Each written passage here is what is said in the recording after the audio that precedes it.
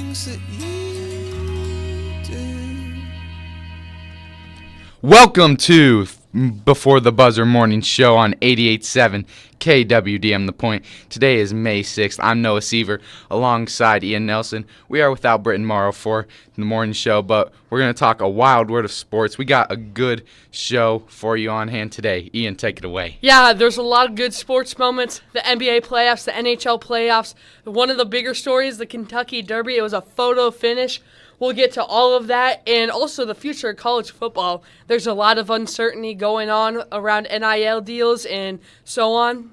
So, yeah, well, Noah, right to you to start things off. Yeah, Kentucky Derby. I will have to say, first of all, with it being one of the bigger sporting events, I think probably in the United States, I had no clue that this was going on this weekend until I turned on the TV. I'm very glad that I did because it was a great race. They actually peaked for their viewers at this. So since like 1989, it was peak viewers. Obviously, you mentioned the photo finish. Mystic Dan, 18-1 odds in that one. And then he just comes through like that. It was a great race. Yeah, it's such a great race.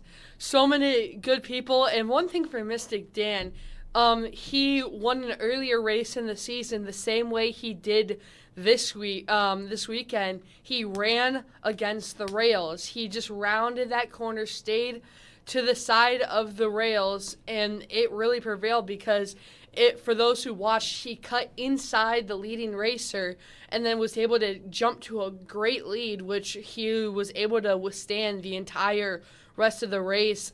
Sarah Leone and there was one other horse, I believe, were able to catch up, but there was just no outpacing Mystic Dan in that final home stretch of the race. So a lot of props to Mystic Dan and his team for such a great race. Yeah, obviously the 18-1 odds, that underdog coming through.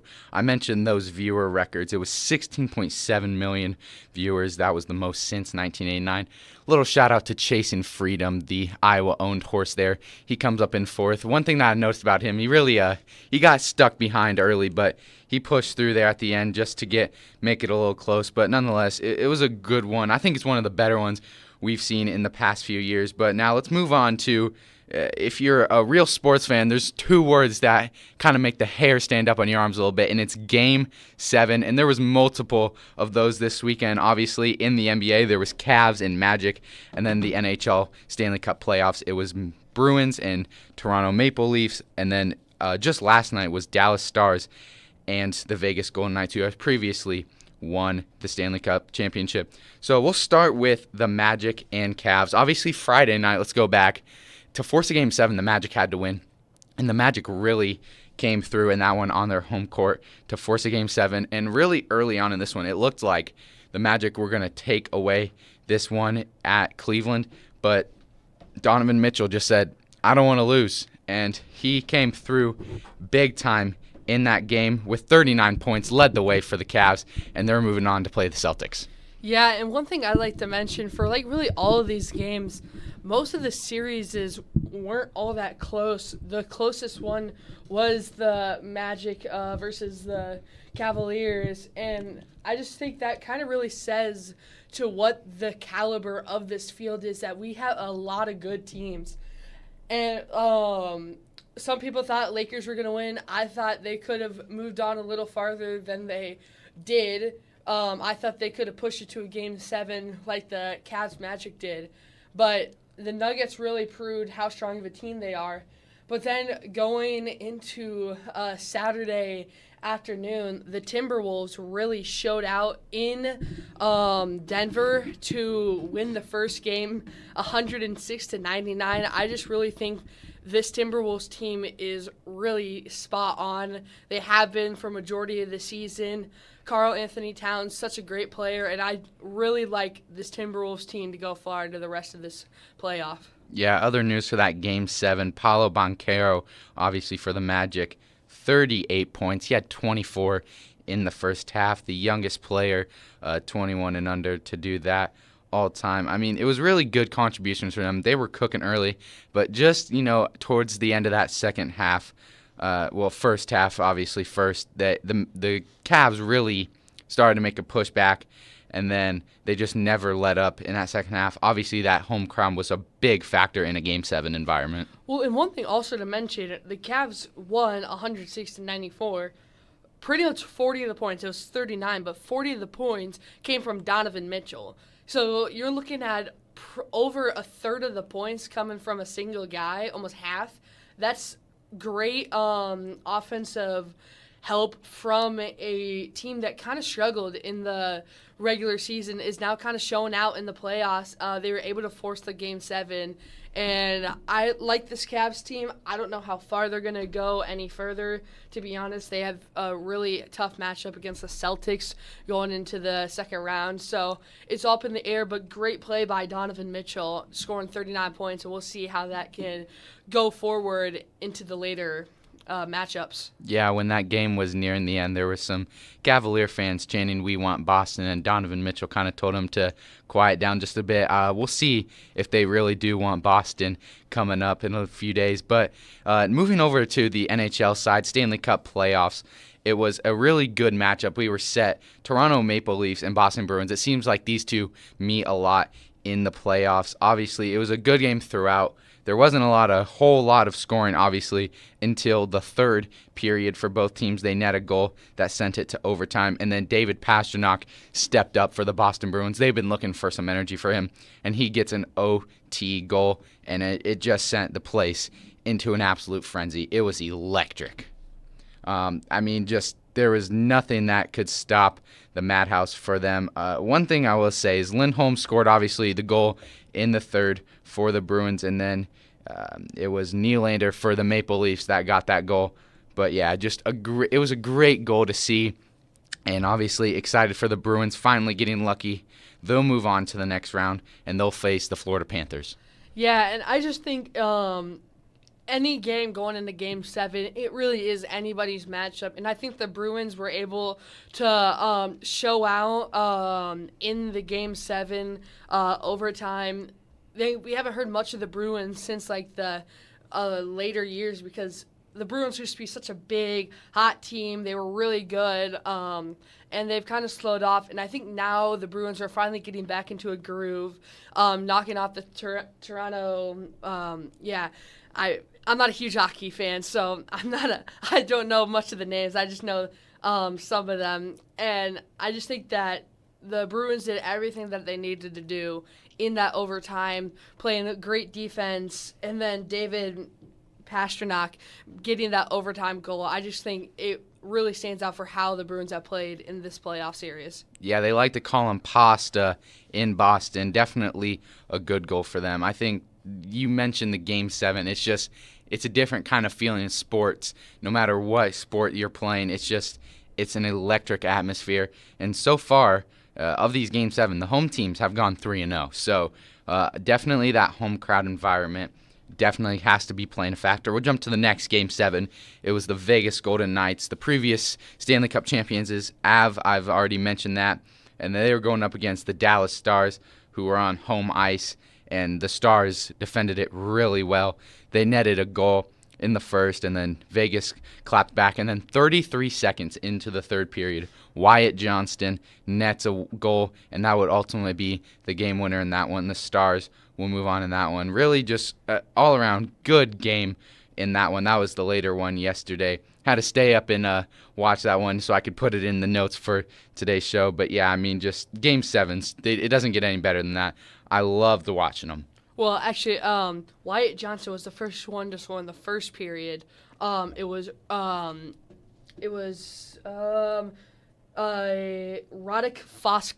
Foxka, weird name, but there's about 44 seconds remaining in the game, and he was able to net one back of the net for the Stars. And it was a tough game. I didn't watch a lot of it, but it was a tough game, very defensive, only a 2-1 score, which in hockey, that can be a lot or not that much. And both of these teams have very good offenses. And I just think that the Stars, kind of like the Bruins, they did what they needed to do in the clutch seconds of the ending of their matches. And for this one, it could have been like the Bruins-Toronto matchup going into OT, but Fuchska. I cannot say that name without butchering it. He just got an opening and was able to hit it into the back of the net. As cliche as that sounds, they did it in the time that they needed to, and I think that that's one thing that the Stars can really build on. Going against now the Colorado Avalanche, who pretty much just swept their series. It was a 4-1 victory, series of victory for them, and I think that one is going to be a big-time watch for a lot of fans. Yeah, you're definitely right. It was Foxga with that one in the third period, just 33 seconds into that one. And then, no one ever really scored again. So let's look just first at the NBA playoff bracket. We'll get to the NHL one just because we're on the topic of discussion. Obviously, now we don't get any matchups until Monday and then obviously Tuesday. There's some games tonight for sure. You have Timberwolves, Nuggets, and then Pacers, Knicks. And then those Tuesday ones is Celtics, Cavs, Thunder, and Mavericks. I mean, as you look to teams to advance to the conference, obviously the conference finals, what are your two teams in the West first? So I'm going to pick the Timberwolves. I'm picking Timberwolves over Nuggets. I really like how they've been playing. And I just think they've done a lot more than what the Nuggets have. And I'm going on the Timberwolves side. And then looking Thunder Mavs, I'm going to say Thunder probably because the Mavericks, they did beat the Clippers in the 4-2 series victory, but the Thunder won 4-0 against the Pelicans. And there hasn't been many teams this season who could stop the Thunder. They pretty much had a thundering offense all season. And they've got some big guys, Chet Holmgren, and I just really like this Thunder team, and I think it's going to bring up a great Western Finals Thunder Timberwolves. Yeah, definitely. I will have to ride, just to make things interesting, I'll ride with the Mavericks to take down the Thunder. I think the Thunder is a great team, but give me Luka Doncic in Dallas to win that one. And then obviously I love my Nuggets. Not a fan of them, just a good veteran, experienced basketball club there.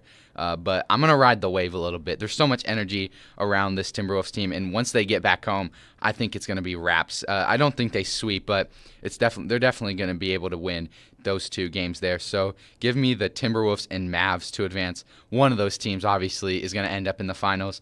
But when you look at the East, it's Celtics, Cavs, and then Pacers and Knicks. What do you think's going on in the East? Okay, again, I'm going to have to go with the 1 seed in the semis. Give me the Celtics. I just don't the Cavaliers did everything that they needed to do in the first round against the Magic, but I think their run is coming to a halt.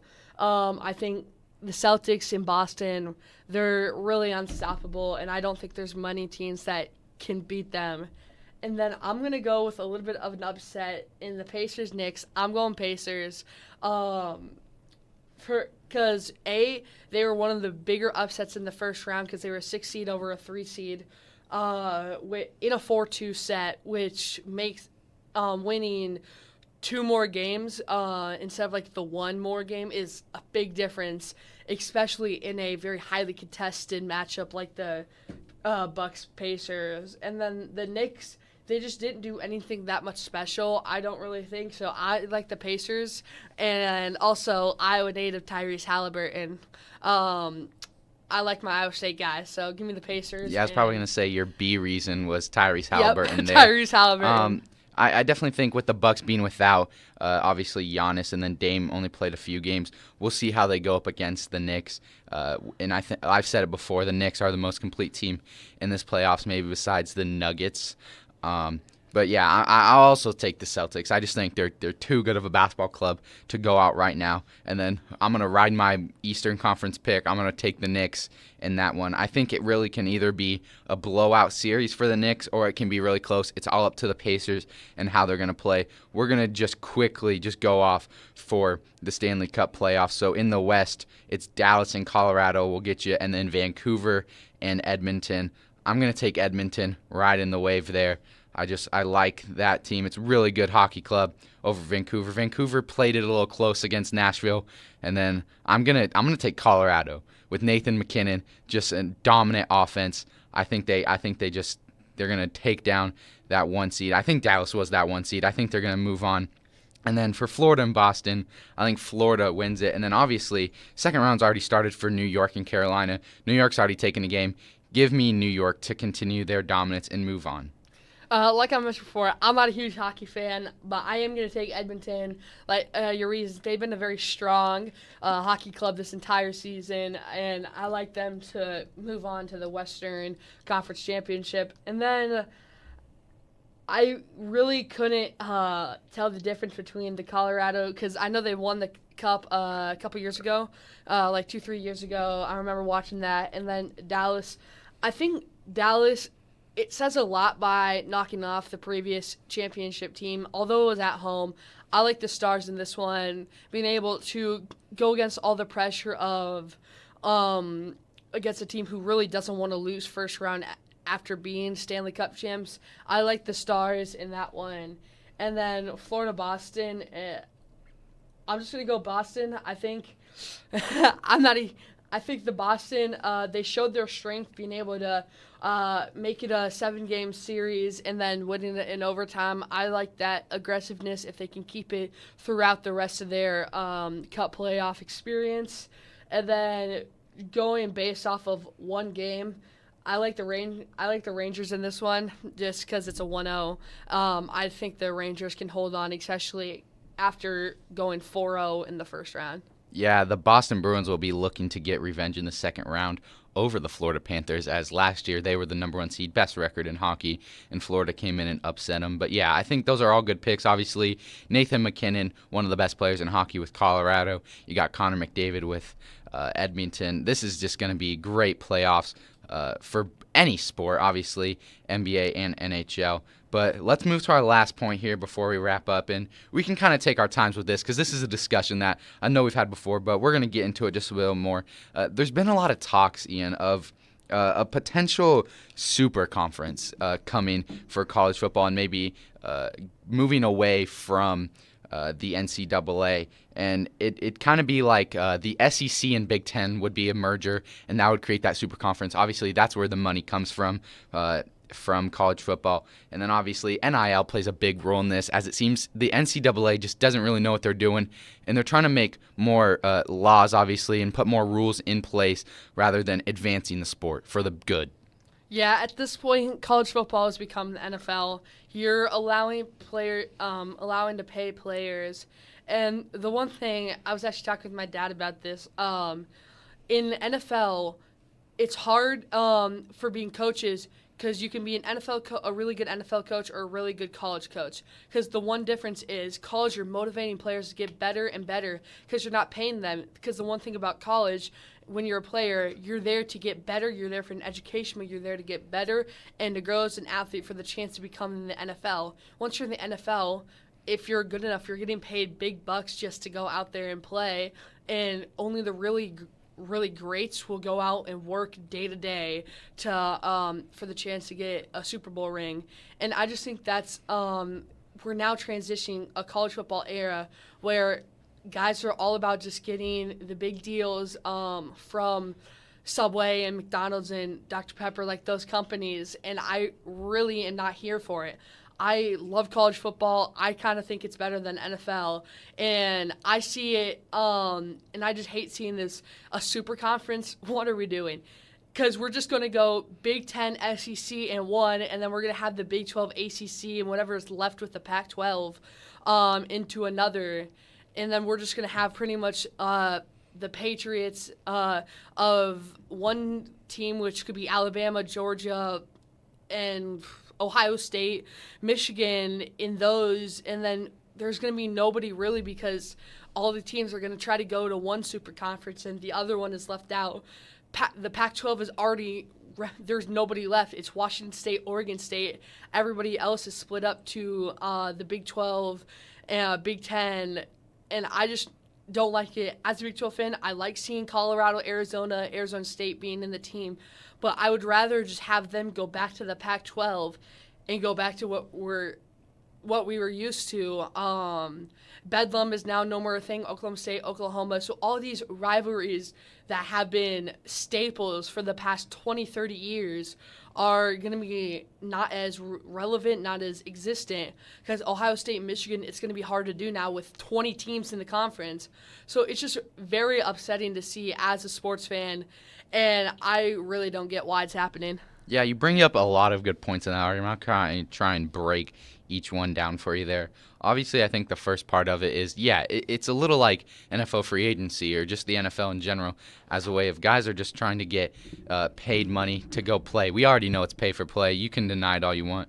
But obviously that next part, you bring up a good point about scheduling, and I think that's an important thing to talk about because just like there's so many teams and I'll bring up one in the Big 12, Iowa State, Kansas State, the Farmageddon rivalry.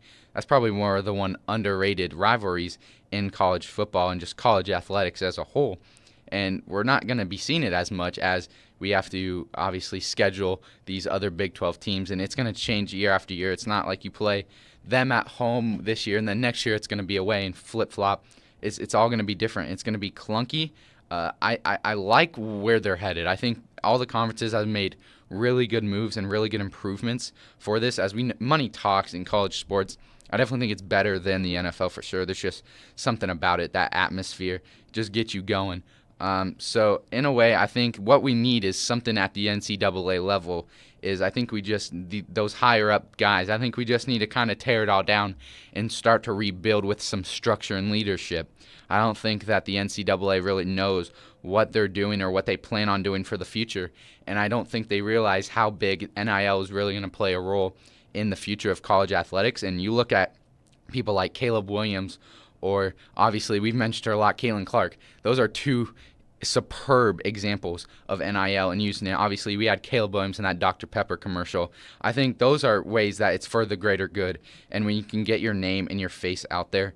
But then, obviously, there's things like transfer portal, and then you're paying for guys. You're offering up money and incentives for NIL deals to come play. And then a lot of guys need to realize that it's not going to be them at the next level. Not everyone makes it to the NFL. So there's definitely going to be some reconsideration there.